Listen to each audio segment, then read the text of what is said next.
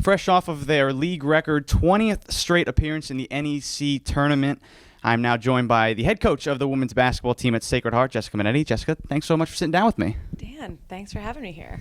So I want to, before we close the book on last year, you were able to go 14-4 in the conference, make it to your fourth straight NEC tournament semifinal.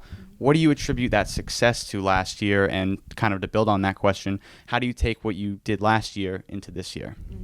We had pretty dynamite seniors. We had a really powerful senior class, 5 really good leaders that knew the culture, understood the expectation, bought into the tradition here. So I think they led us to this place where conference kicks in and it's right down to business.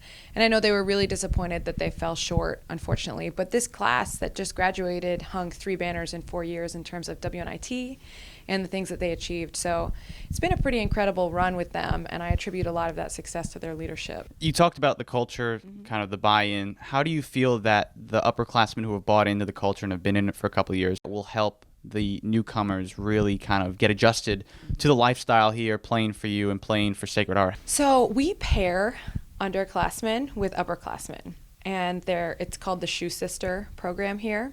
And it gives a more experienced player that's now an upperclassman a really important role to pay it forward with the culture and to be a leader in these moments of their junior and senior year and say, hey, this is what we do, this is what's expected, this is how we do it. And it gives their shoe sister, that underclassman, that new player here, an opportunity to have somebody to just ask questions to, have somebody to pick them up when they have failure, have somebody to really have their back all the time. So I think that this leadership piece is a constant development throughout the season. It's having these juniors, because we do have a big junior class, and then these seniors get acclimated to their new role as leaders and be held responsible and accountable for that. If an underclassman's not doing something, the first person I'm going to ask is that shoe sister. Well, why hasn't she done this? You have to take accountability. So them taking accountability, really, really buying into that ownership of, hey, it's my job now to pay our culture forward as a leader, has been a really powerful tool in our program to really prepare everybody to get on the same page. 2 weeks ago, your non-conference schedule was released, and I told you when I first walked in, I love the setup that you have. You're playing Power 5, such as Seton Hall, Nebraska, Penn State, but you're also staying in-state, taking on Yale and the University of Bridgeport. I want to get your initial thoughts on the schedule that you have and what you hope to accomplish going into a rigorous NEC play. Yeah, the schedule is exciting. I think this is one of the more fun schedules that we've put together over the last couple of years. I actually attribute that to Coach Scarborough. He actually spearheads our scheduling.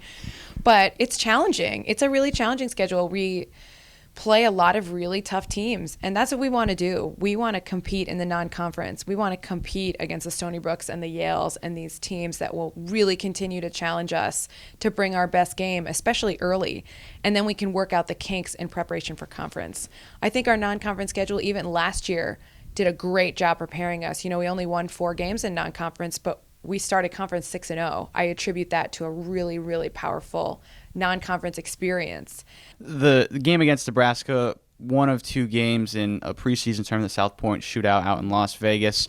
What was the mindset of planning maybe a preseason tournament for this particular team to go out west and compete and see what it's like to go up against some big-name schools? Every 2 years, we always like to provide the student-athletes with a great experience.